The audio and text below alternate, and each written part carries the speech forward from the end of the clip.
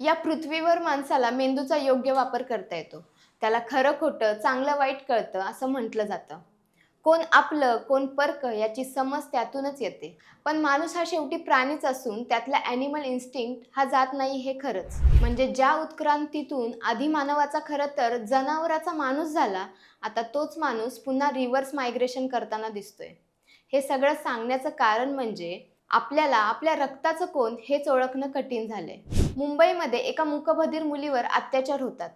खूप वेळाने ही गोष्ट समोर येते आणि ते सत्य सगळ्यांनाच हादरवणारं असतं. माणूस सैतानाला लाजवेल असं किळसवानं अभद्र कृत्य करतो.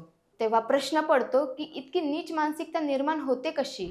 नमस्कार, मी अनुजा आणि तुम्ही पाहत आहात आचार्य मीडिया. सप्टेंबर 2025 मध्ये 20 वर्षीय मूकबधीर मुलगी आपल्या आजीकडे हातवारे करत पोटात दुखत असल्याची तक्रार करते. वेदना असह्य झाल्याने तिला मुंबईच्या अल्बेस हॉस्पिटलमध्ये दाखल करण्यात येतं. तेव्हा डॉक्टरांना ती मुलगी 5 महिन्याची गरोदर असल्याचं निदान होतं. डॉक्टर लगेच ही माहिती पोलिसांना देतात. पोलीस येतात, पण त्या मुलीशी बोलण्यात त्यांना अडथळे येतात.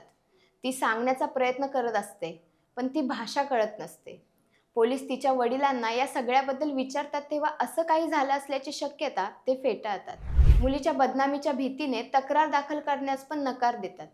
तपासादरम्यान पोलिसांच्या लक्षात आले की पीडितेवर वारंवार लैंगिक अत्याचार करण्यात आले आहेत. यामुळे पोलिसांनी तपासाचा भाग म्हणून पीडितेच्या संपर्कात आलेले नातेवाईक आणि तिच्या आजूबाजूचे तब्बल 16 लोकांचे DNA नमुने गोळा केले.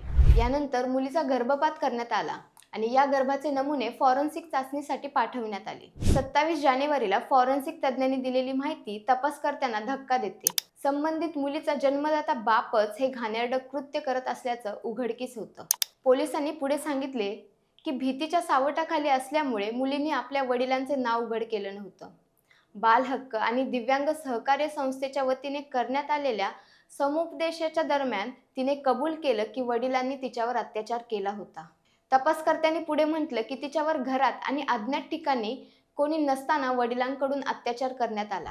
पीडितेच्या परिस्थितीचा आणखी कोणी फायदा उचलला आहे का? आता याचाही तपास केला जात असल्याचे पोलिसांनी सांगितले. या प्रकरणी आता गुन्हा दाखल करण्यात आला आहे.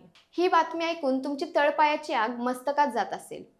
अगतिक वाटत असेल, पण ही मानसिकता, विकृती येते कुठून हे समजून घेणं गरजेचं आहे. कारण ही एकच केस नाहीये.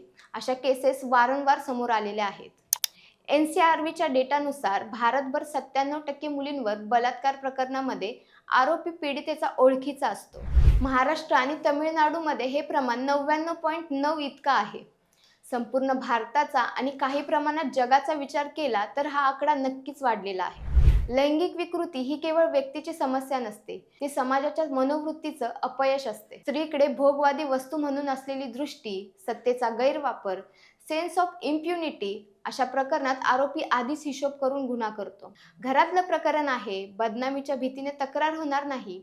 दडपलेली आणि विकृत लैंगिक इच्छेला अशा पद्धतीने वाट मोकळी करून देण्याचं साधन आहे, असा दृष्टिकोन आरोपीचा झालेला असतो. यासोबतच संवेदनशून्यता येते. सतत स्त्री देहाचं वस्तुकरण, अश्लील कंटेंटचा गैरवापर, हिंसेचं सामान्यकरण यामुळे माणूस हळूहळू दुसऱ्यांच्या वेदनांबद्दल असंवेदनशील होतो. समोरचा माणूस न राहता वस्तू बनतो आणि अत्याचार करताना अपराधीपणाची जाणीवही उरत नाही. दिव्यांग व्यक्तींना कमकुवत समजण्याची मानसिकता ही पण एक गोष्ट या गुन्ह्यांना खतपाणी घालतात. ज्या घराला आपण संस्काराचं, सुरक्षितेचं ठिकाण समजतो, तिथेच आपल्या जवळच्या माणसांकडून दिलेली आयुष्यभराची जखम, मानसिक आघात याची वेदना त्या संबंधित स्त्रीलाच माहिती. माणूस म्हणून अजून किती खालच्या पातळीवर आपण गेलोय? ही अत्याचाराची साखळी कधी तुटणार की आजन्म हा लूप चालूच राहणार? थोडा वेळ राजकारण बाजूला ठेवूया, पण पुरोगामी महाराष्ट्राची टिमकी वाजवताना अशा विकृतींना ठेचण्यासाठी आणखी किती वेळ वाट बघावी लागणार हाच प्रश्न आहे.